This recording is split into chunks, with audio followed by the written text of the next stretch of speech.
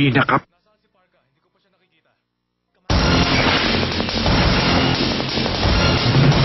Mga ulo sa balita sa TV Patrol Northern Mindanao. Magtiayon, nakuhaan og mobalor sa 3 milyones pesos nga shabu. Gitudlong drug den sulod sa usa ka subdivision, gilusob sa PIDEA. Inahan, nanawagan og tabang para mapatambalan ang kapinbulan nga anak. Mga magtutungha, nakabenepisyo sa feeding program sa Sakip Kalusugan sa ABS-CBN. Ug kampanya kontra abuso, giagi og sayaw sa mga kababayenan.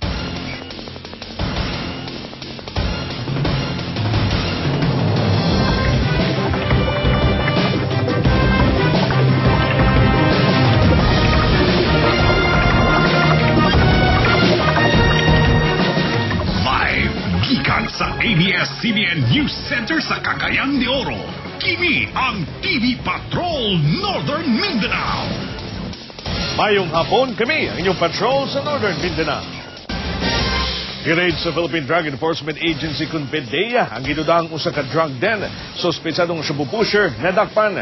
Gibilsap ang mga ginudahang customer na kung kandidat sa shabu, nagkuha. Taga-patrol Maricel Butaldo. Ilan ito? Sadam! 11 kasako kung dagkong putos sa shabu nga mo kantidad og kapin 300,000 pesos ang ipakitang ebidensya sa PIDEA pagdakop kang Sadam Sumagayan. Ang target sa drug buy-bust operation sa PIDEA sa Bloomingdale Subdivision sa Ipunan, Cagayan de Oro kagahapon. Wa ni salir ang iyang kaidlas. Nadakpan siya dito na dool sa Kugon area. Human gipaon sa PIDEA ang kaipon ni ini nga una nang nadakpan. Kabalo ko gagamit siya pero ko kabalo nga nagabaligya siya. Ano yung mga na-recover sa'yo? Yun yung nakakuha ko. Binibinta ko yan. Matagal na rin sinusubaybayan kasi nga maraming pumupunta. Arestado sab si Orville Ohastro, usa pa ka babae o 14 anyos nga lalaki tungod sa pagduaw sa drug den. Na-recover sab sulod sa balay ni Sadam kining M61 fragmentation grenade nga dakog mahimong damyos o galing mo buto. Tako gid siya gamit tungod high explosive man siya. 10 to 15 meters ang fatal radius ana. Kasuhan sa paglapas sa Comprehensive Dangerous Drugs Act ang mga dinakpan. Maricel Butaldo, Patrol ng Pilipino. Sa Iligan City, tingkagol sa bilangguan ang magtiayong sarip. Nakuha ang 300 gramos nga giroang shabu kaganang buntag sa Tambakan, Iligan City. Gibanabanag kaning nagkandidat 3 milyones pesos. Nakuha sab sa taga-PIDEA ang 2,000 pesos nga gigamit pagpalit sa droga gikan sa dugay ng gipanid ang sospek nga si Saidali Sarip. Depensa ni Saidali, way kalabutan ang iyang asawa. Apan PIDEA gikay ng kasong paglapas Republic Act 9165 batok sa magtiayon.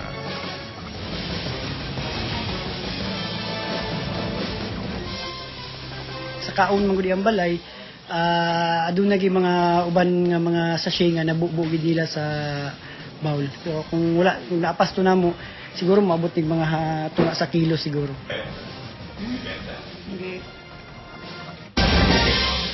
Hindi siya kasama. Abroad man eh. Hindi siya kasama. Tagal na siya sa Saudi, 6 years.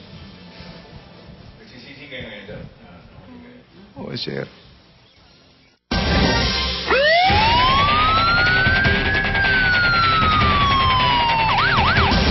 Usa patay laing kauban samtang diyang gipusil samtang gapanhuroy ug isda. Taga-patrol Rod Bolivar.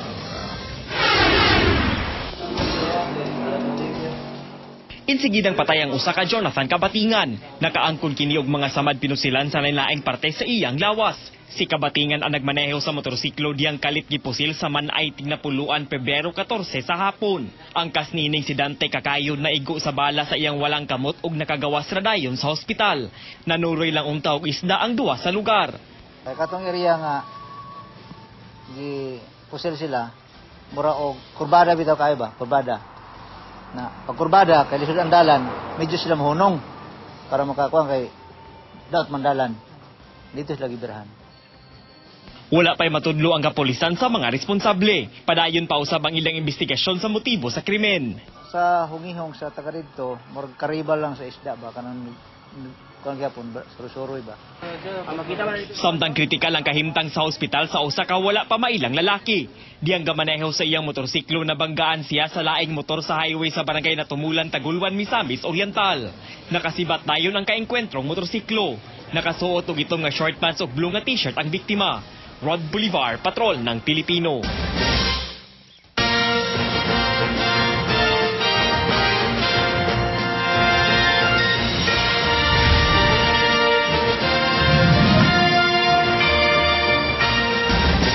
Giklaro sa taga-Comelec, wala pa'y nalapas si Gobernador Oscar Moreno sa gipahimutang nga dakong propaganda tarpaulin sa iyang naong at tubangan sa usas mga barangay hall. Nagapatrol, Sheila Joy Labrador. Sige na.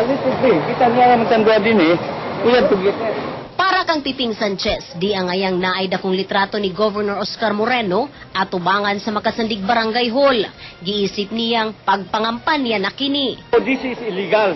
In the first place, aside from the size, more than 2 by 3 feet, it is a premature campaign. We can consider this unclassified as a political ad, considering that magbago na kita, uban na with the picture of Governor Moreno. That is very clear.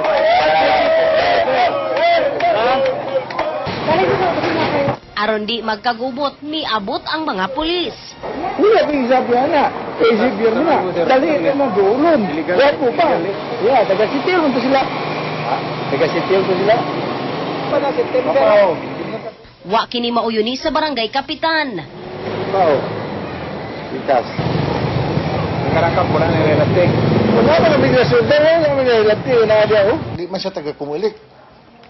Trabanti na sa City Hall, iso man na ni Amor Sanchez, nga kaning itoy ni Dungtoy. Diklaro sa Comelec, apil sa common posting area ang duol sa mga barangay hall. Pero dili pwede sa mismong barangay hall. Ilahag yung salvo sa local, sa pagpangampanya is pagkasabado na, March 30. We are not sure kung kinsa kani nga area is a common poster area or not. You can send us, bisag ingnon lang nimo ang amo ang office, not in a Comelec office, not in a formal, bisan text lang, inana, and then we will call the attention of that particular candidate para maiwasan nato or dili magkagubot. Si Governor Oscar Moreno, usa sa unom ka kandidato, muatbang kang Mayor Vicente Emano. Pinaagi sa usa ka text message, mitubag si Gobernador Oscar Moreno nga di siya makatubag sa maong isyu o di iya o wa sad siya makakita matod pa sa maong tarpaulin.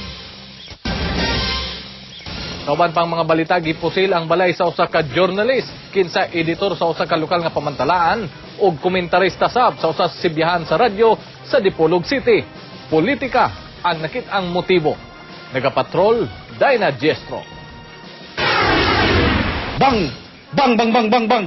Kalima po sila sa kalibre 45 ang girantahang balay sa broadcaster sa radyo nga si Nick Carbonell sa Dipolog City kaganihang alas 3 sa kadlawon. Tungod ni ini, gikuyawan na si Carbonell. Kay matod niya daan na siyang gibarahan pinaagi sa text. Gawa sa hulga gali nga text, sundon po ko og mga sakinan.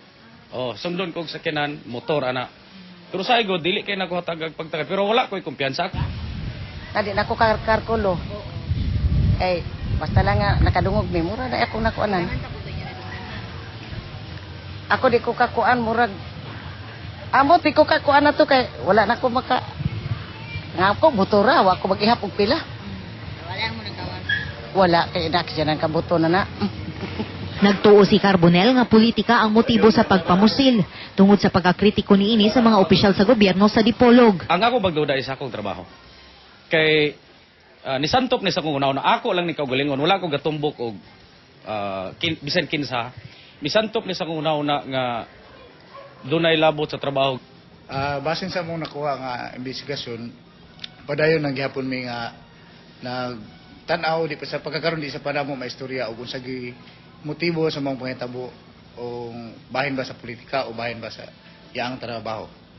Mihangyo si Carbonell og makuting investigasyon ug proteksyon batok sa mga gustong mopatay niya. Dinah Jestro, Patrol ng Pilipino. Nasugod si Mayor Eleanor Lanton ngadto sa kapulisan nga mihimo og raid kaghapon sa miaging adlaw silang balay nga daghang armas ang nakuha. Nagapatrol Roxanne Arevalo. Sige. Kasuhan nila ko, kakasuhan po din ang mga magnanako na yan ng mga CIDG. Mga mga mukhang pera sila. Alam Suko og walay timailhang gikan nagluya nga miatubang si Mayor Eleanor Lantod sa press Pebrero 14. Gidimandaan silang magtiayon sa CIDG kasong illegal nga paghupot og armas. Busa nang anti-sab siyang mo kontra demanda sa kuno pagpangawat ug pagpasipala kanila sa CIDG. Katunayan nga, ito ang tinali sa kanila. Pati yung kadre at saka mga kapgo na inintroduce na nagpakilala yung kadre na nasa checkpoint pa sila, tinalihan din. Tinalihan, lahat sila. Apan wala na daw atrasan ng iyang pakigbisog alang sa iyang tawhanong katungod. Roxana Revelo, Patrol ng Pilipino. Sa laing mga balita, posibleng magatubang og kaso silang mga nangatungdanan sa gobyerno kung pakyas nga makaliquidate sa ilang mga cash advances. Nagapatrol Maricel Botardo. Uban sa akong mga kaubang kagawad, manya sa inyong atubangan. Enero 31 ning tuig, gipagula sa Commission on Audit ang ilang penal nga demanda pag-liquidate nilang mga opisyal sa gobyerno nga duna pay unliquidated cash advances. Sa Misamis Oriental, moabot sa 96 million pesos ang wa pa na liquidate sa mga gobernador gikan pa niadtong tuig 1973 hangtod 2009. That would be so very easy to liquidate actually because it's only 46,000 sinunuing rugay na cash advance na nakidunay mga emergency purchases. Wala to niya malikida tungod kay mo naman itong panahon gipapahawak ko pagka-gobernador na.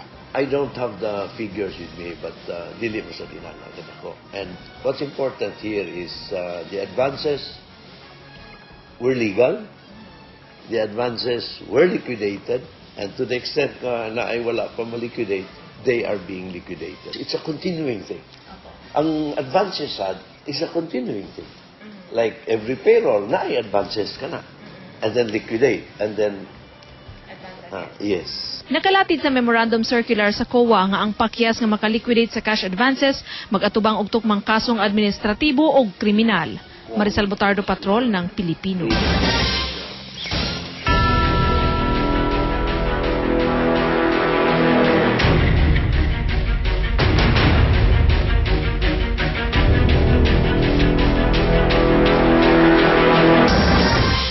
Himoong 3D ang preserve sa buhayang si Lolo nga i-display sa Bunawan Eco Park. Nagapatrol Charmaine Awitan.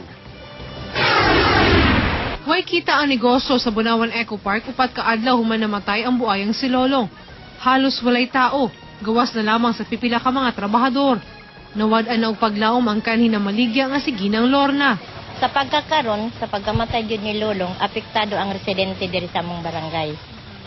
Gumikan sa panginabuhian nga murag krisis sa pagkakaron, mayon ta tong naay negosyo nga buhi pa si Lolong kay makasulbad sa ginagmang problema. Gilatag sulod sa conference room sa munisipyo ang panit ni Lolong. Samtang wala pay freezer, may gamit una og asin aron dili manimahaw sa pagkakaron. Sa first nga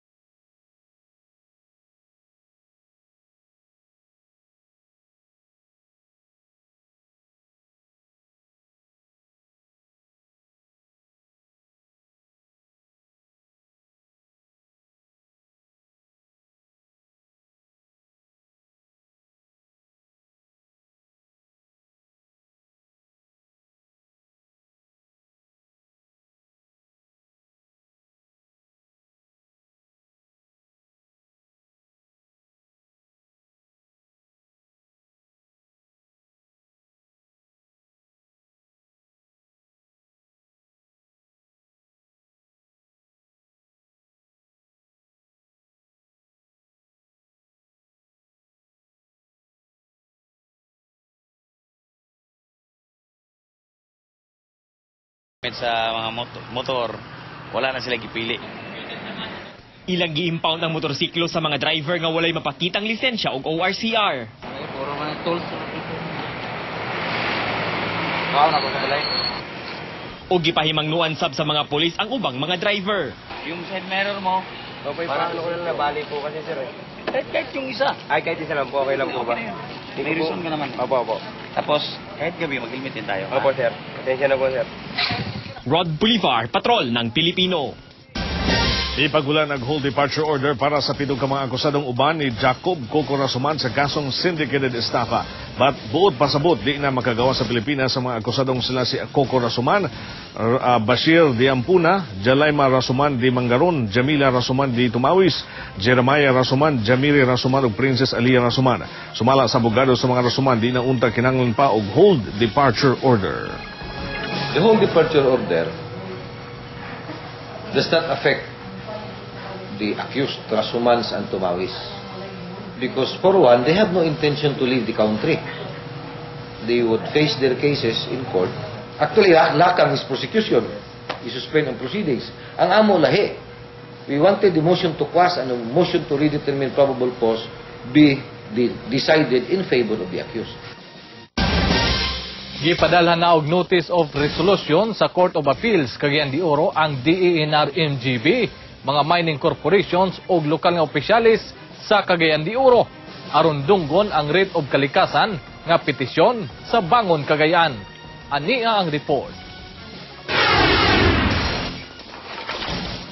Tuyo ning petisyon nga writ of kalikasan sa Bangon Cagayan nga ipapanubag ang mga opisyalis sa lokal nga kagamanan sa Cagayan de Oro, mining companies, Mines and Geosciences Bureau sa DENR unsay ilang nabuhat pagproteher sa kinayahan.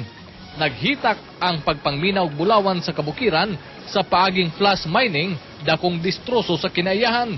We filed a petition for the temporary environmental protection order in which gidungog sa Court of Appeals karon So karon this is yet a temporary victory since it is still going to be heard in court Pero dako ang atong pagtuo ug pagsalig nga pinasikad sa atong Batakang Balaod. Kini nga atong gipetisyon, matagaan gayod og justisya. Suportado sab ni Kongresista Rufus Rodriguez ang maong lakang. This is a case which will be supported by all Cagayanons. Kaya naigo na guta sa sendong. Mining will always be a factor in destroying our lands and our forests. Gihatagag 5 ka adlaw sa Court of Appeals ang mga respondents nga mopahibalo nga dadawat na sab nila ang kopya sa Notice of Resolution gikan sa ilang buhatan. O galayo niini nga balita atong makauban sa linya si Councilor President Ilipi, ang chairman sa Committee on Environment. Councilor, una sa tanan, unsay inyong reaksyon sa petisyon nga makuha ang Temporary Environment Protection Order kung tipo nilang mga taga-Bangon Cagayan? So far, Lorenzo, may nga po, wala pa man tayo nadawatan kibaling communication gikan baka sa Court of Appeals kung unsa man galing ang mga writ ang file o kung unsa man galing mga notices nga gihimo sa Court of Appeals. Ang ato lang ang dakbayan sa Cagayan de Oro gapadayon man gihapon sa protection sa environment, so atong ipaklaro kung unsa ilang gustong ipabuhat. Total kung unsa man galing ang mga notices ipadala amo mo po nang tubangon sa dakbayan. So far lang karon Lorenzo, wala pa gid tayo nadawatan nga formal nga information gikan sa Court of Appeals kung unsa man galing ang gusto nilang ipabuhat sa dakbayan sa Cagayan de Oro. But medyo tamparos kayo, Councilor, nga pipila ka panahon na nga napaundang ninyo apan paglihok sa CIDG, pag-operate sa itong mga tinugyanan sa CIDG, doon na pag ilang nakuha nga tulo ka mga Chinese national, ongoing ang ilang operasyon niya. Kung padayon man gyapon ang atong operations, Lorenzo, sa nibawaan sa tanan nga dili gid magkundang ang atong operations sa panusahay lang lagi at gihapoy makalusot. Unfortunate kayo pero dili magkundang ang operations sa dakbayan sa Cagayan de Oro sa pagpanglakag sa illegal nga binuhatan labi na diha sa atong kabukiran. Hinaot lang unta na nga dili lang po ni siya sakyan sa pamulitika kay lisod man kayo nga ilahan na lang kung gusto mo atong tumanon pirmi kay adunay tay responsibilidad sa ubang gipangbuhat apan dili nato natalikdan api kapasalig sa atong mga kaigsunan ang pagprotekta sa atong kinayahan. Sincero kita diha sa maong lakang. walay kausaban, sincero ta kinakanhi, sincero karon og dili maundang atong paningkamot na protektahan ang atong kinayan dinhi sa atong dakbayan. Daghang salamat, Councilor President Ilipi, ang chairman sa Committee on Environment sa Konseho. Sa uban pang mga balita, di mahimutang ang mga empleyado sa City Hall sa Dapitan kay namiligro silang di makadawat og sweldo ning kinsina ug putlanan usab ingon man sa linya sa tubig ug kuryente ang City Hall kay wa pamatud pa nakabayad. Nagapatrol, Dina Diestro.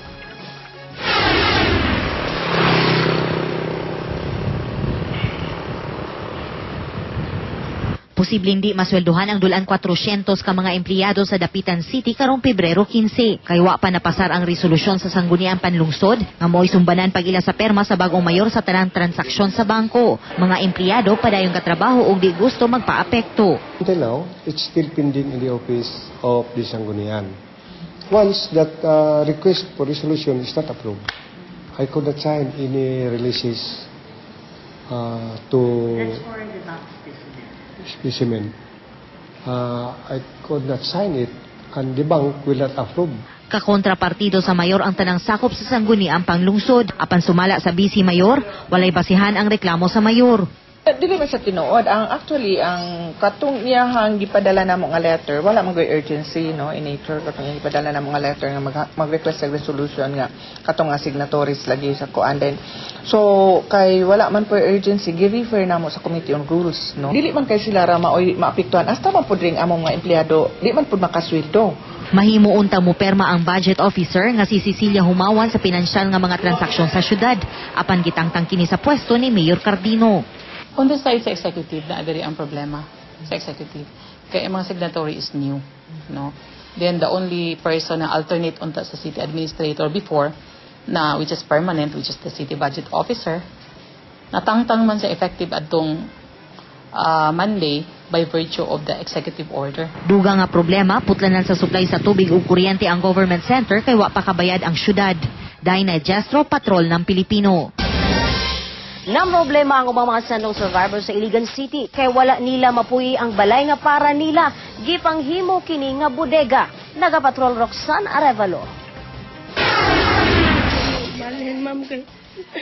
Usa si Ginang Maricel Katipunan sa mga nasendongan na tagaan na og balay sa Bayanihan Village, Santa Elena. Apan wala niya kapuy ang balay kay gihimo kining bodega sa mga materyales sa Gawad Kalinga. Busa na pugo sila sa iyang pamilya og ipon sa iyang bayaw. Hangyo lagi ko nga kanang man pwede kuan ibalhin na simento dira kay gusto mi mo puyo. Ingon man siya nga dili pwede nya kung gusto daw namo kanang magpili dami dito sa block 21. Nya among gitan-aw gahapon. Wala pa gali jealousy, wala pa ikuan ng kuan ng pultahan bitaw kami no naulahi. Ang katong naulahi kuan bali. Nakabakuan na sila, nakabalay na. Magsabot-sabot lang yun, may lain yun nilang kapaingnan. Ingon ni inisab ang problema ni Julius Tabal, kinsang balay giimbakan sab og simento. Si Marilyn Hiniralaw, nakabunot og balay nga duna nay tag-iya busa paabot na sab sila sa sunod nga raffle aron marilukar. Nagpabunot man ang GK. Kami po nagpabunot po ang sa RO. Sa ito pa, duha nami. Doon ay mga inisyatiba nga gibuhat ang sa Gawad Kalinga, no, kay gapimi man nilang organizational management. O di po malakayan sa among buhatan, doon na tayo pagbuhat sa mga listing sa katong mga balay nga raffle. Pero naayon ato namo. Apa na usab pa kini nga insidente ngadto kang Michelin Sakay kinsang balay duna poy laing miangkon. Aminado si Michelin kanunay silang wala sa balay tungod layo ang eskwelahan sa iyang mga anak. Mauna lay iyang nasayrang gisulong iyang iyaan sa laing miangkong tag-iya. Dito ka reklamo sa GK. Mutong suko gyud kayo siya. Iyang gusto sudlo ni dire. Kuan wala ko diri nakapuyo gigtarong kay tungod sa kong mga anak nga nag-eskwela pa sa Santa Filomena. Dili na pwede i-transfer dire kay hapit naman daw ang closing. Dili na mo makaya ang pamiliti adlaw-adlaw kung diri ako istambay ang mga bata. Mo lagi mo graduate na karong Marso. So kana gitagaan na konsiderasyon pero dili sa mahimong rason nga dili puyan. Number 1 subanan is puyan gid nila ang maong balay, nagigahin sa ila, dili nila papuyan, dili nila pabangan sa uban. O kung hibaluan nga ila ni supakon, So mo ni basihan sa pagpabaliwala sa ilang katungod sa pagpuyo. Hangyo sa mga residente karon nga hinabiun sila may tungod sa maong issue, sanglit nagkinahanglan maglain-laing solusyon ang lain-laing sitwasyon. Roxana Revelo, Patrol ng Pilipino.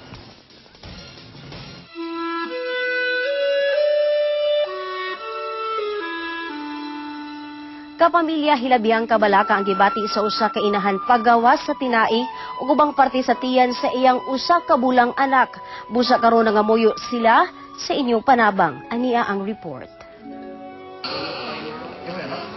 Matagbasa sa iyang tiyan ug pagawas sa hugaw, ingon ini na lang ang gibating kasakit sa usa ka bulang si Baby Rasver Mabalos, nga taga Zone 8 Kugmaning syudad sa Cagayan de Oro. Dihag na tawo, daan ang dunay diferensya ang iyang tiyan.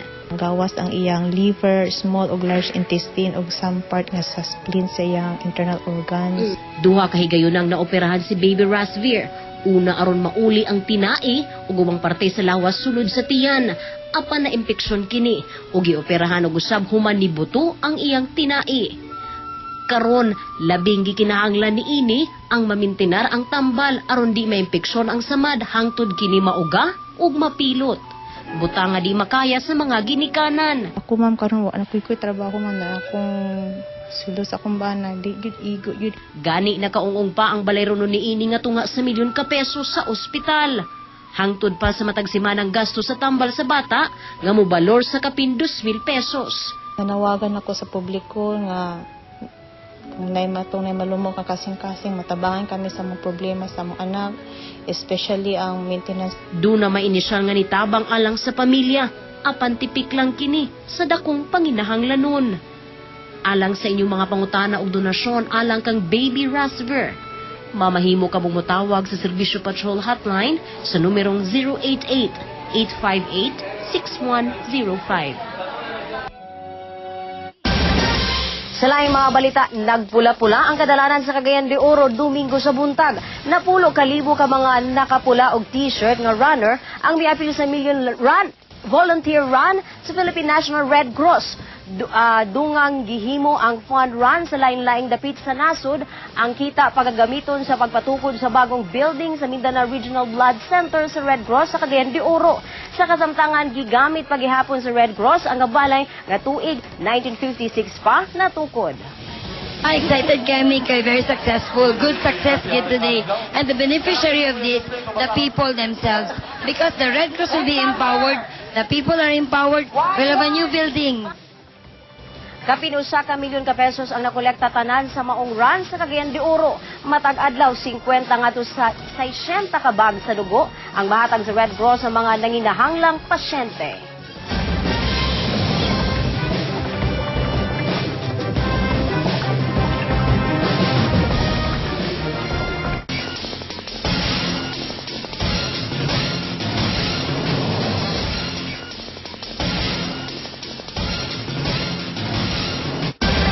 Patay na diyang napalgan ang usa ka lalaki kag ganinang buntag sulod sa merkado sa Agura, Lapasan. Gila kining si Orlando Salisi nga taga Salay, Misamis Oriental.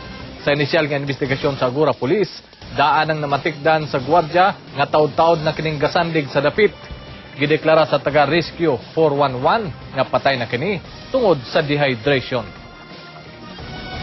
Pagabot na mo, kita na lang namo na siya nga gahigda na.